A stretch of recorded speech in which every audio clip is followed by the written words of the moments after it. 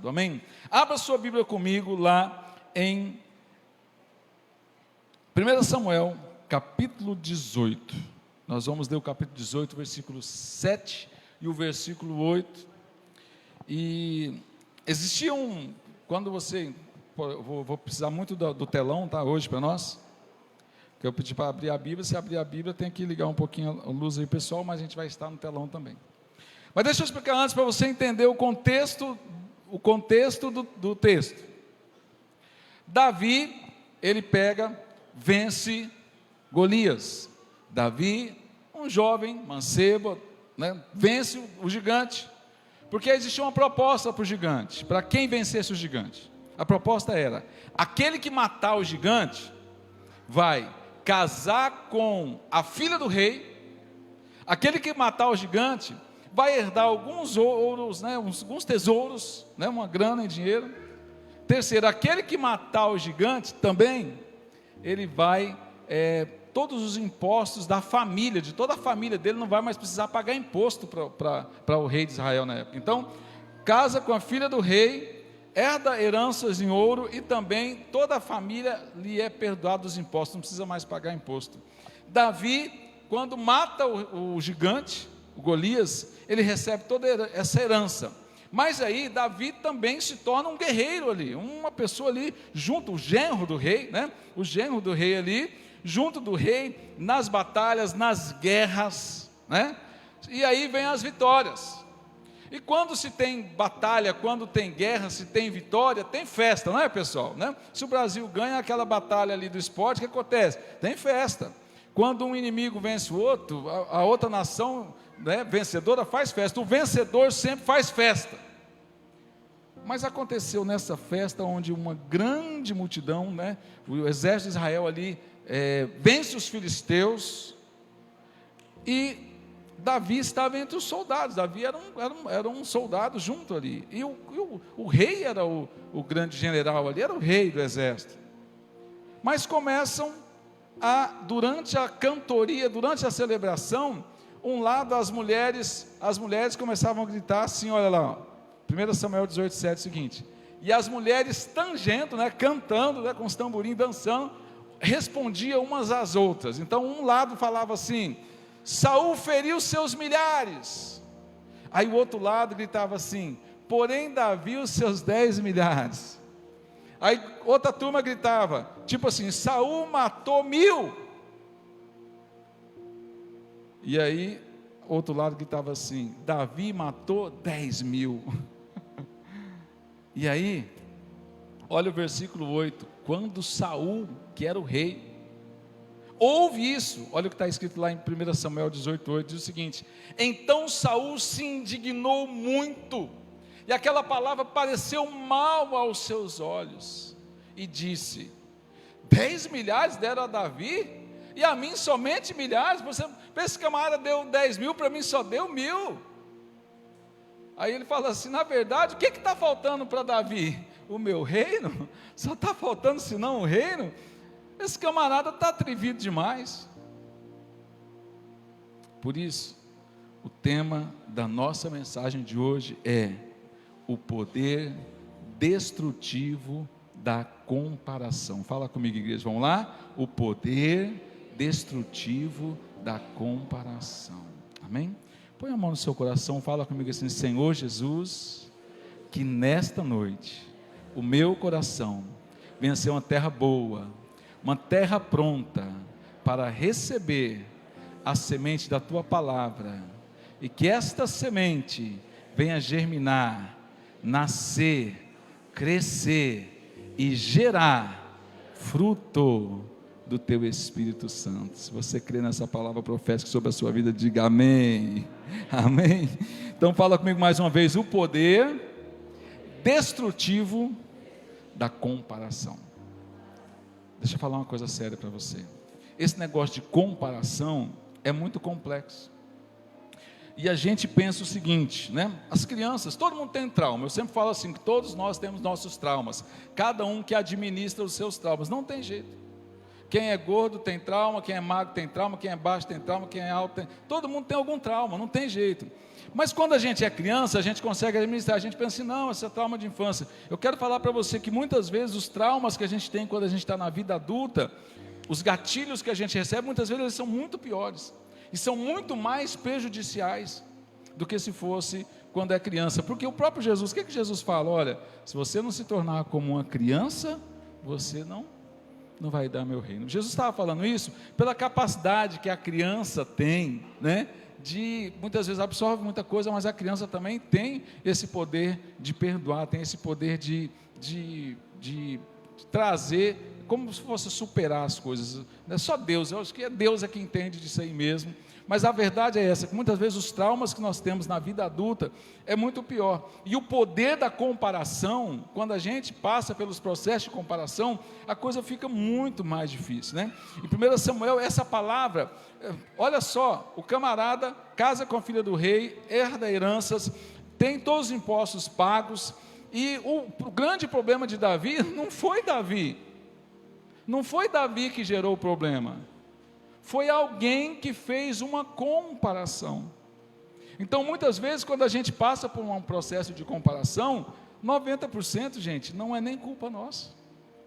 Se alguém está se comparando, o que aconteceu com Davi? Não era culpa de Davi. Uma coisa que aconteceu, Davi passa por esse processo, e a partir desse momento, Saul, um gatilho nele ali, um gatilho nele vem, e ele fala assim, eu preciso matar esse camarada.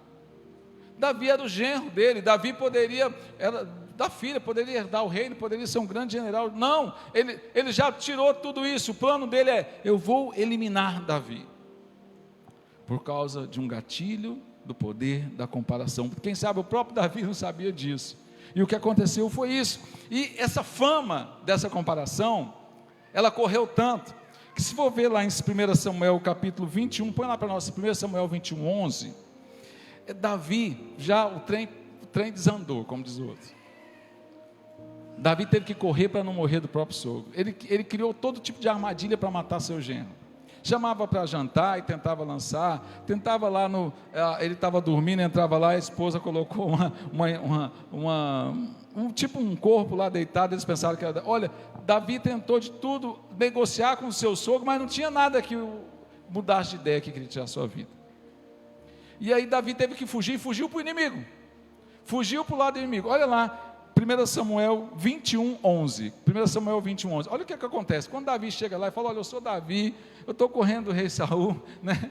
Aí olha o que os criados falaram, assim, não é esse o Davi, o rei da terra lá, que se cantava das danças, dizendo assim, Saul feriu seus milhares, porém Davi feriu seus 10 milhares, gente, quando uma comparação ela caminha, quando um boato, uma frase, uma história, uma lenda, gente, é quase imparável, é quase impossível de parar. Lá em 1 Samuel também, 29, versículo 5, olha lá, 1 Samuel 29, 5, também Davi que chegando para ele e falou assim, olha, não é este aquele Davi, de quem uns ou os outros respondiam nas danças, dizendo, Saul feriu seus milhares, porém Davi as suas dezenas de milhares. Então, tipo assim, gente, o poder da comparação era tão forte de Davi, que aonde ele ia, onde ele tentava fugir, essa era a referência dele, até diante dos inimigos. Você é o Davi, aquele camarada que... Olha, a referência de Davi era essa comparação.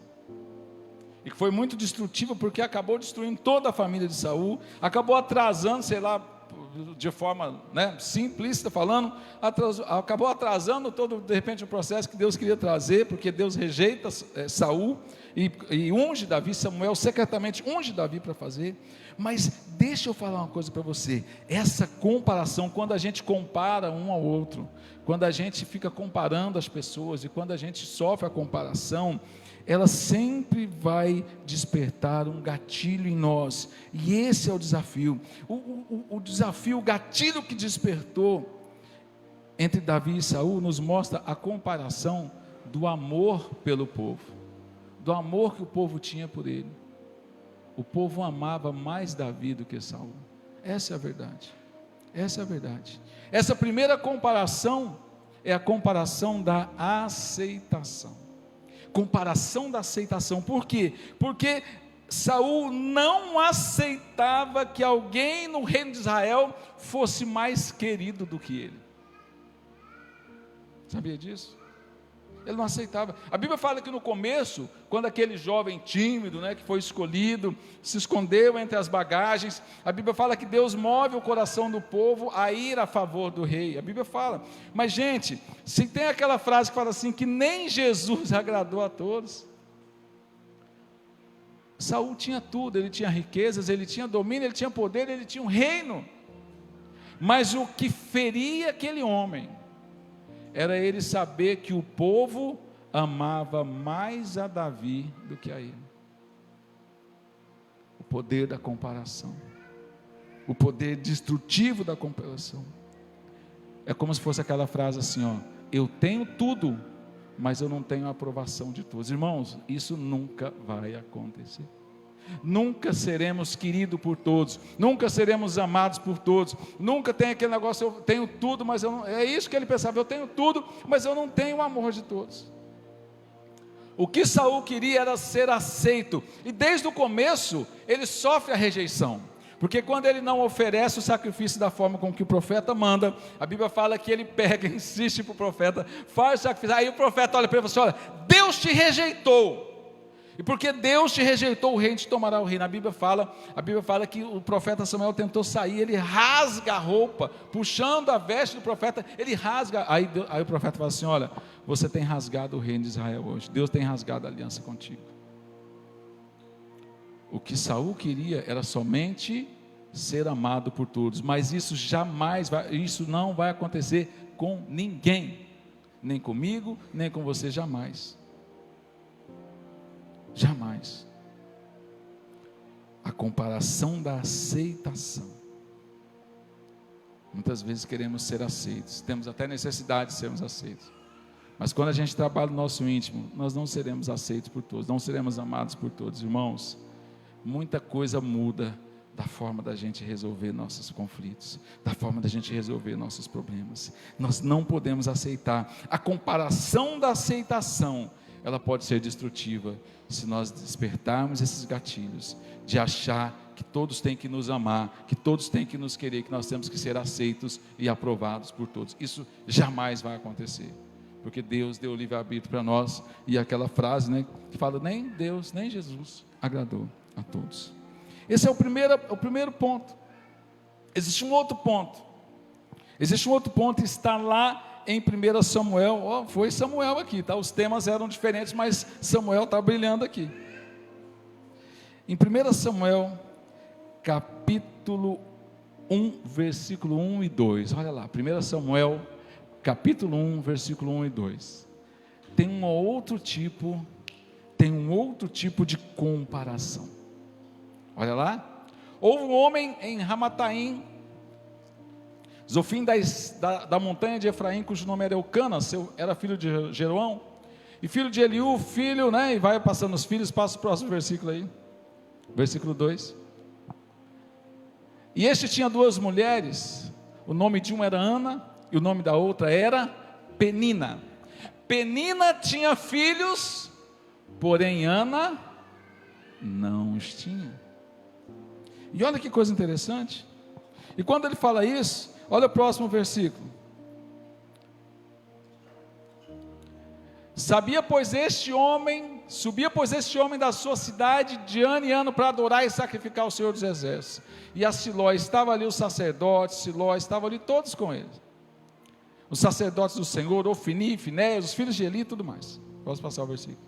Sucedeu que no dia que Eucana sacrificava e dava a ele porções do sacrifício, a Penina, sua mulher, dava a todos os filhos e a todas as suas filhas. Próximo versículo.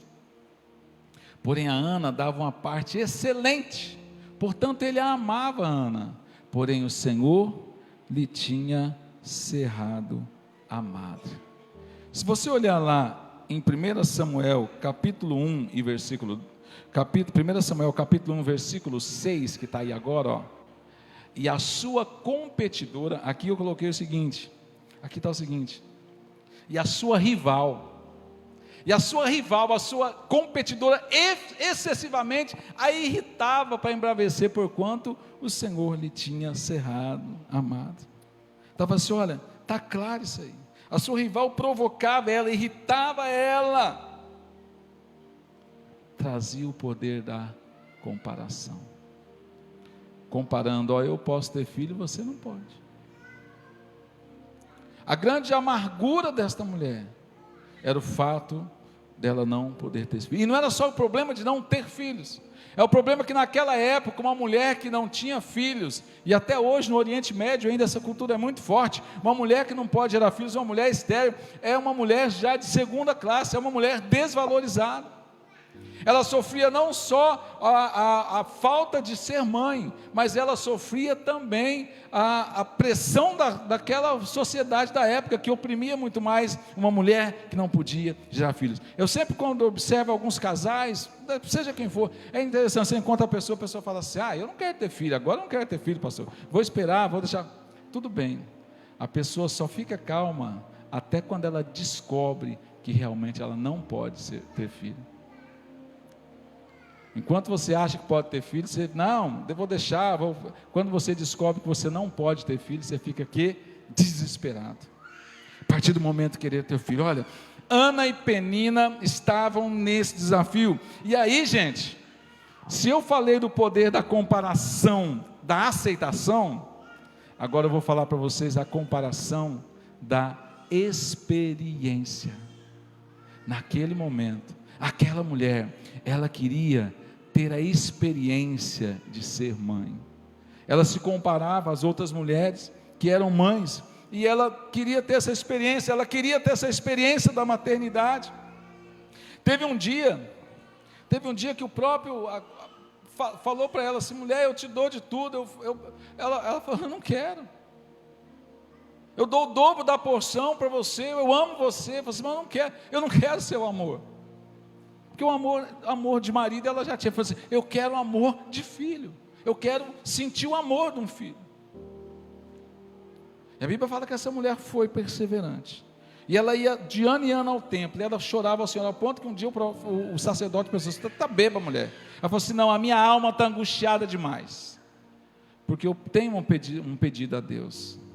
E a Bíblia fala que Deus ouviu a oração daquela mulher, deu a ela um filho, o primeiro filho, mas ela falou assim, Senhor, eu vou devolver, o Senhor pode me dar esse filho que eu devolvo ao Senhor, que eu vou entregar ele no tempo a servir o Senhor. Irmãos, olha que coisa tremenda, depois que Ana, um ano depois, ela fica grávida, Deus presenteia ela com Samuel, ela desmama o menino, leva, entrega no templo, todo ano ela levava uma roupa nova para o menino lá no templo. Deus deu mais 5 filhos para esta mulher. Olha como é importante quando a gente entrega para Deus. Ela entregou só o que ela tinha, o único que ela tinha, o único que ela sofreu, que ela gemeu, que ela chorou muitos anos. Ela falou, vou entregar para Deus. Quando ela entregou para Deus, Deus deu mais 5 para ela. Ana não foi mãe de apenas um homem, ela foi mãe de 6 filhos. Deus deu mais 5 para ela viver realmente a experiência da maternidade de uma forma verdadeira. E lembre-se, Samuel se torna um grande homem de Deus, e Samuel é o único da história dos hebreus aqui, que é um homem de forma profética. Ele era um profeta, ele era um sacerdote e ele era um juiz, irrepreensível, não há nada, não há dolo, não há nada. Samuel tinha uma comunhão, uma intimidade com Deus como nenhum outro homem da sua época tinha. Samuel tinha uma intimidade com Deus como nenhum outro tinha. Um profeta, um juiz e um sacerdote. Tem outra história parecida que está lá em Gênesis, no capítulo 30 e o versículo 1. Essa palavra também é uma palavra milenar da comparação, gente. Gênesis 31, olha só. Vendo, pois, Raquel que não dava filhos a Jacó, teve Raquel inveja de sua irmã e disse a Jacó, dá-me filho, senão eu morro. Ao ponto que Jacó falou assim, mas mulher, o meu amor por ti não é maior que todas. Ela falou assim, dá-me filhos porque eu morro, senão eu vou morrer. Porque essa mulher, ela já tinha o amor do marido, ela queria o amor, a experiência de amar um filho. Eu tenho o amor do meu marido, mas eu não tenho o amor dos filhos. Gente, agora uma coisa muito séria. Nunca seremos completos enquanto vivemos aqui nessa terra. Eu uso a fase dos 5 episódios aqui. São os 5 pontos que jamais o homem se completa. 5 pontos. Amém? Estão comigo aqui, amém? 5 pontos. Primeiro ponto, felicidade, felicidade. Segundo ponto, salvação. Terceiro ponto, prosperidade. Quarto ponto, saúde. E quinto ponto, ser correspondido no amor. Os 5 pontos. Nunca nós vamos estar perfeitos. Tem gente que ele tem saúde, que ele tem, vamos pegar aqui, felicidade, mas ele não tem a salvação, ele não tem saúde, ele é próspero e ele não é correspondido no amor. Tem gente que é correspondido no amor, tem dinheiro, não tem saúde, entendeu? E tem a salvação, né? Tem outros que é próspero, tem saúde, é correspondido no amor, mas não tem a salvação porque não quer Jesus. Então, tipo assim, tem outros que têm dinheiro, tem saúde, é correspondido no amor, mas não tem felicidade. E não tem salvação. Nunca a gente vai fechar esses 5 pontos. Nunca. Somente lá na glória. Se está feliz, está doente. Se está doente, está com dinheiro. Tem o dinheiro para gastar. Não tem jeito. Esse homem, essa mulher completa, só na glória. O poder da comparação nos faz isso. E nós temos que tomar cuidado, porque é uma comparação de experiência. E olha aqui de novo, gente, olha que coisa fantástica, de novo, 2 mulheres, que foi o caso de Penina e Ana. De novo agora aqui, 2 mulheres, Raquel e Lia. Mas Raquel, as 2 eram irmãs. E Jacó, pelo amor que tinha a Raquel, ele pega e trabalha 14 anos de graça para o seu sogro. No tempo atual é diferente, né? Os genros que dão 14 anos de despesa para o sogro. Naquela época não. Tinha que trabalhar de graça 14 anos. Trabalhou 7 anos, casou com a mais velha, foi enganada, a Bíblia fala isso. E depois trabalhou mais 7 anos para casar com o qual ela amava. Só que aquele não amava, lhe dava filhos. E aquele amava, não lhe dava filhos. Ao ponto que ela falou, mulher, o meu amor por ti é maior. Ela falou, não, é maior que 10 filhos. Ele falou, não, eu quero ter a experiência de ser mãe. O que acontece? Deus ouve a oração de Raquel. Raquel tem um filho. Como é que é o nome desse filho? José. Fala comigo, igreja, José. O segundo filho é Benjamim. O que acontece com esse filho da promessa de Deus? José sofre, padece, é invejado pelos irmãos, sempre sofre tentativa de assassinato, tudo quanto é situação acontece com José. Olha aí de novo, José íntegro, José é um homem cheio da presença de Deus, José é um homem que até na cadeia ele prosperava. Como é que há milhares de anos atrás a Bíblia fala que José prosperava na cadeia? Deus usa esse homem para ele salvar não só o Egito, mas salvar toda a nação, toda a população aos arredores, todas as nações aos arredores da época. Quantas milhares e milhões de pessoas eram? Deus usa José para ser um grande administrador. Deus usa José para multiplicar muito mais os tesouros do Egito.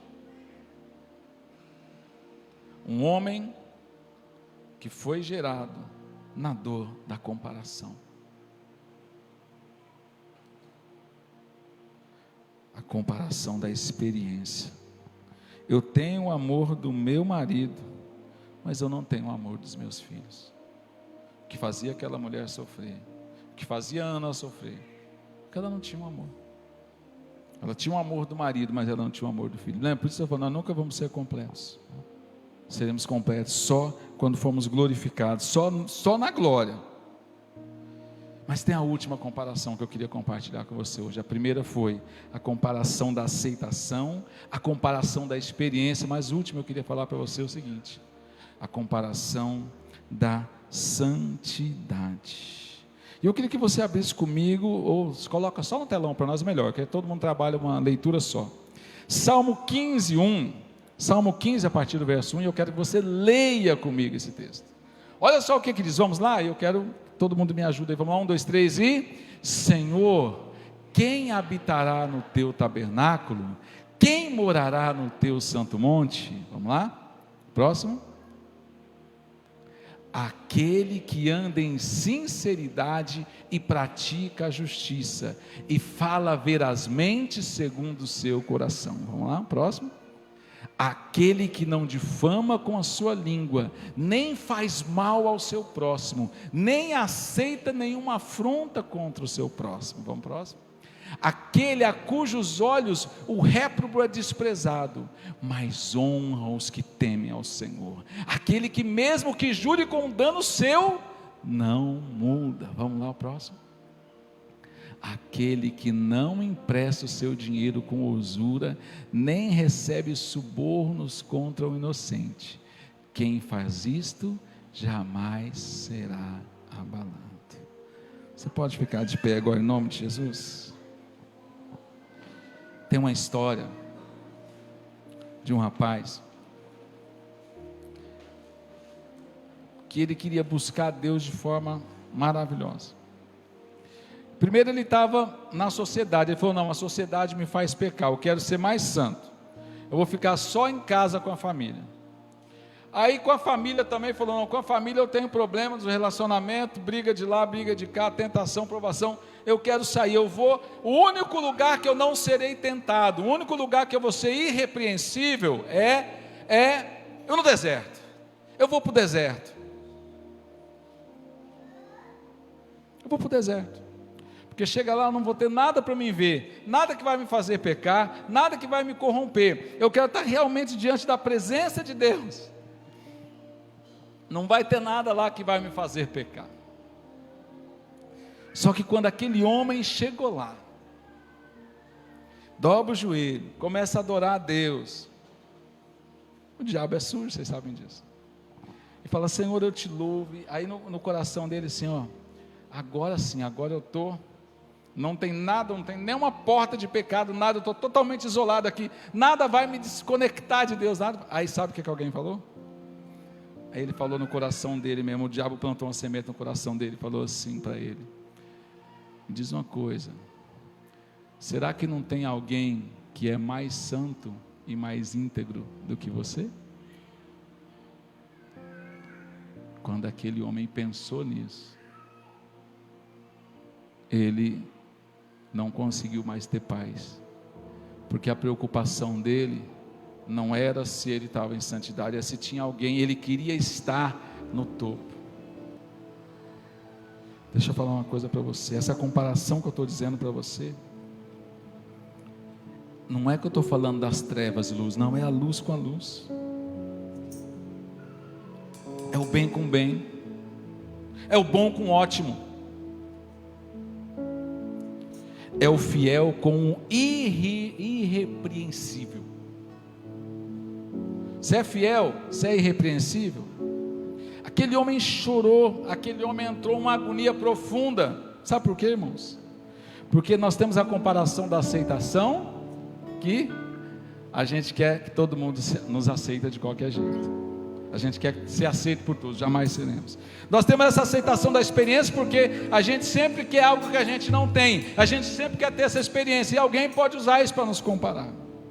Mas quando se fala a comparação da santidade, é quando realmente eu estou no deserto e só está eu, é só eu e Deus, é só você e Deus, e nós fomos e seremos tentados a nos comparar.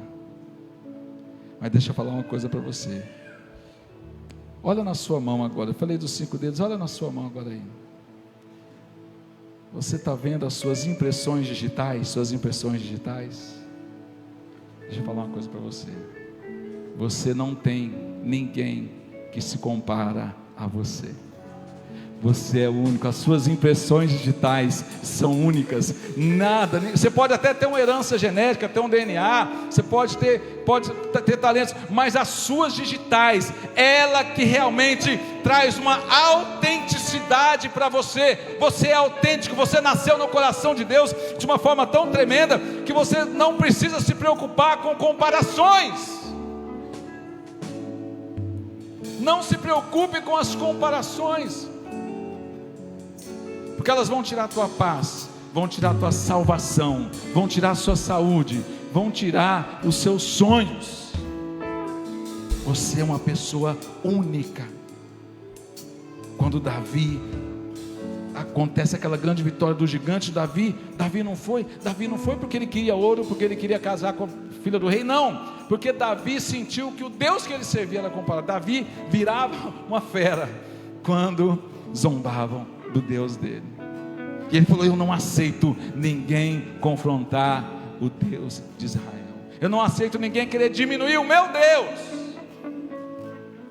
Você, como as suas impressões digitais, não existe em nenhuma face da terra e jamais vai existir alguém com as suas impressões digitais. Você é único, você é única, e a partir do momento que você aceitar isso no seu coração, na sua vida, no seu íntimo, toda e qualquer comparação não afetará a sua vida, não afetará a sua fé, não afetará os seus propósitos. Somente creia nisso, creia.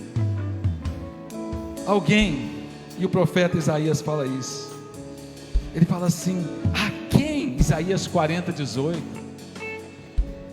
ele fala assim: quem pode se comparar com o meu Deus? Ele fala assim: o que pois farei semelhante a Deus? O que eu vou comparar com o meu Deus? Não tem jeito, não tem comparação. Já ouvi essa frase? Não tem comparação. Mas eu e você podemos entender isso nessa noite, que Deus está destravando gatilhos que estavam prontos para ser detonados, estão verdadeiramente cancelados, estão destravados nesta noite. Feche seus olhos agora, curva a sua cabeça em nome de Jesus. Pai de amor, nós cremos e nós tomamos posse nesta noite, que o nosso DNA, ele tem herança, ele tem rastro, mas a nossa impressão digital, ela é única.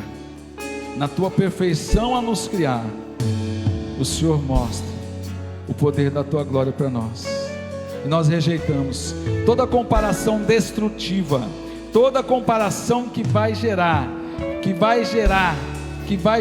destruição de sonhos, de projetos, de propósitos, porque maior é o que está em nós do que o que está no mundo, e nós somos únicos, imagem e semelhança de Deus, e nós cremos porque maior é o que está em nós do que o que está no mundo, e a palavra de Deus fala que a vitória é nossa pelo sangue de Jesus Cristo. E se você crê, aplauda esse Deus poderoso nessa noite.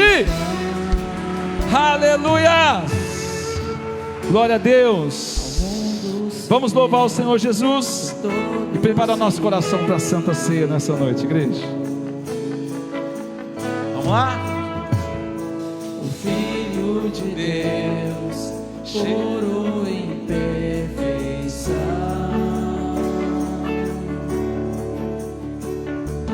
nunca pecou e tanto sofreu por amor.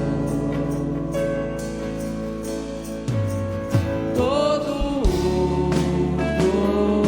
poder e o domínio são teus.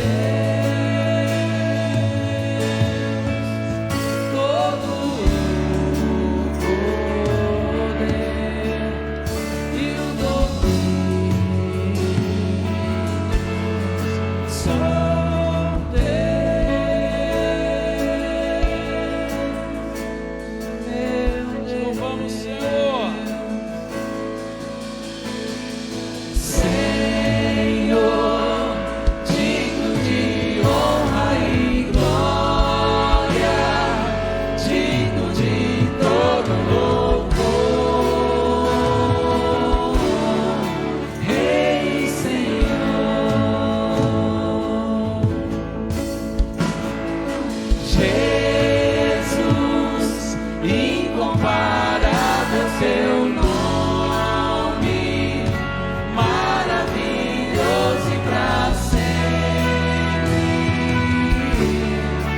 Rei e Senhor. Na noite que o Senhor Jesus foi traído, Ele chama os discípulos para uma experiência muito importante. O pessoal já pode se preparar aí, a Santa Ceia. E os discípulos perguntaram: mestre, onde nós vamos celebrar a Páscoa? Jesus fala assim: olha, você vai encontrar um homem com um cântaro na cabeça. Você vai falar para esse homem: olha, lá. Esse homem vai te mostrar onde está o lugar da celebração. Era um cenáculo. Jesus olha para os discípulos e fala assim: olha, essa é a última Páscoa que eu vou ter com vocês, que a próxima Páscoa vai ser lá. Mas convém que tudo isso aconteça, convém que essa ordenança se cumpra. Assim, olha, celebre a minha morte, porque é a minha morte que vai dar vida para vocês. Os discípulos ficaram assombrados. Ele falou: alguém vai me trair aqui? Alguém que está com o pão comigo aqui, que está comigo junto no pão, vai trair. Mas era um momento importante. Jesus lava os pés dos discípulos num ato profético e fala assim: olha, celebre a minha morte, porque é a minha morte que deu vida a vocês. Então, por isso, cumprindo essa ordenança de Jesus, hoje nós vamos participar da Santa Ceia do Senhor. Pastor, da onde que é a Santa Ceia? É da igreja missionária? Não, é de Jesus. Se você está em comunhão com o Senhor Jesus, se você tem certeza da sua salvação, se você é batizado nas águas, entende o propósito de Deus, participe. Não deixe de participar. Não deixe de ser igreja. Não deixe de entender o propósito que Deus tem sobre a sua vida. Pai de amor, queremos consagrar o pão que será servido neste momento.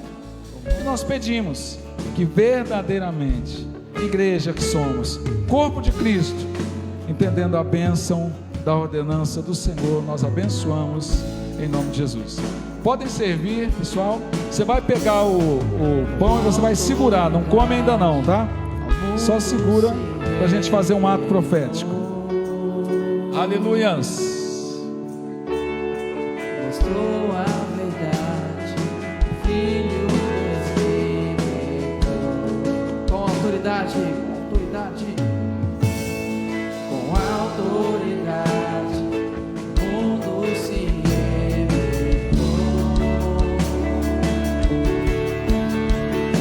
Mostrou a verdade, Filho do Espírito. Todo o poder e o domínio.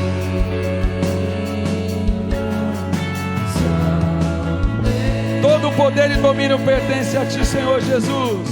Todo o poder e o domínio são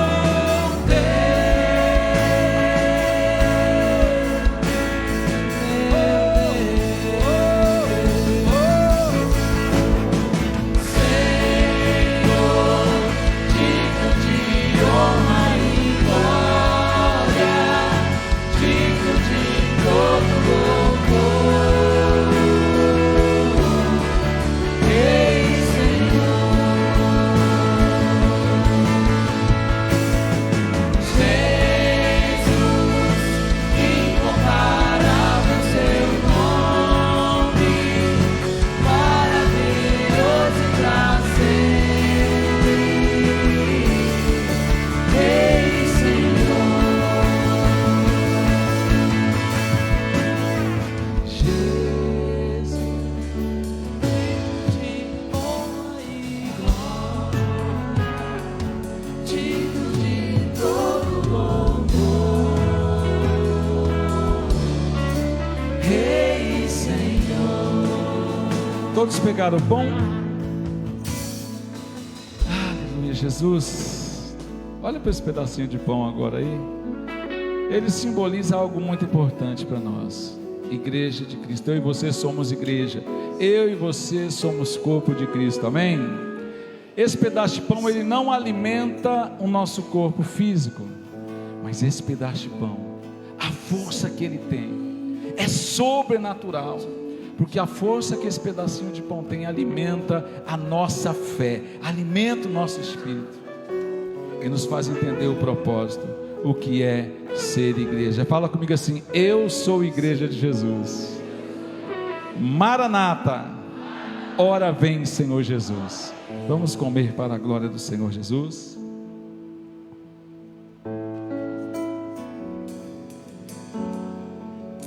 Aleluia, Jesus. Feche seus olhos um pouquinho, adore ao Senhor e fala: Senhor, eu sou o corpo, sou igreja de Cristo.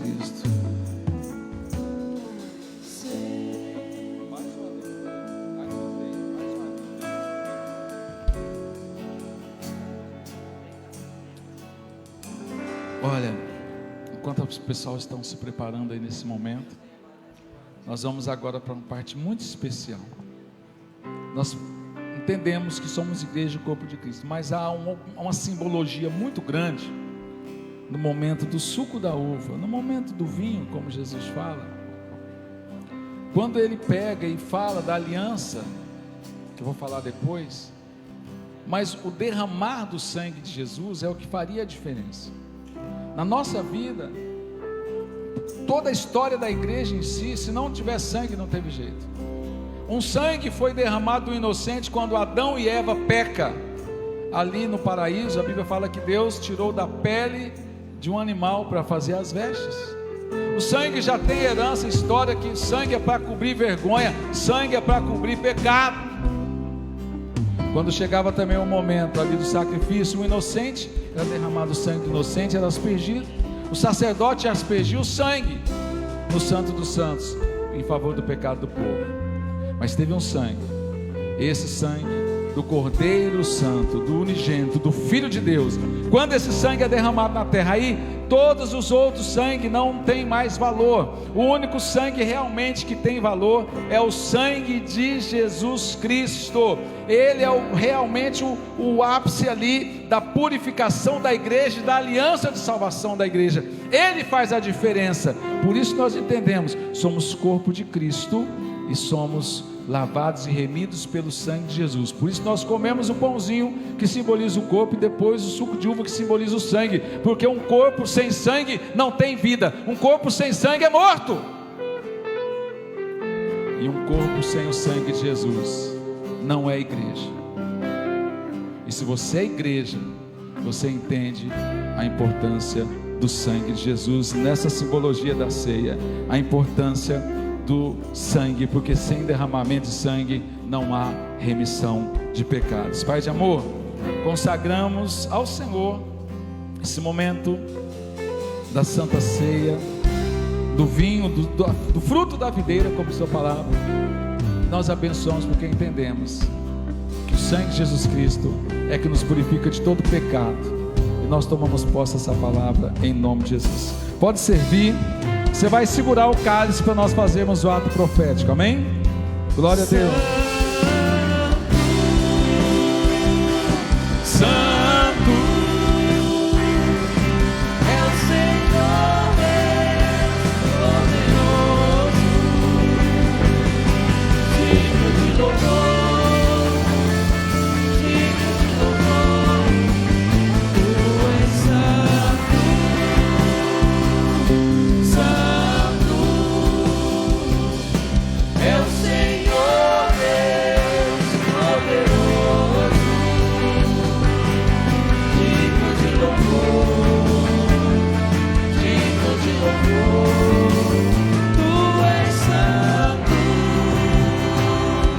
santo, Tu és santo, Senhor. é o Senhor Deus poderoso, digno de louvor, digno de louvor.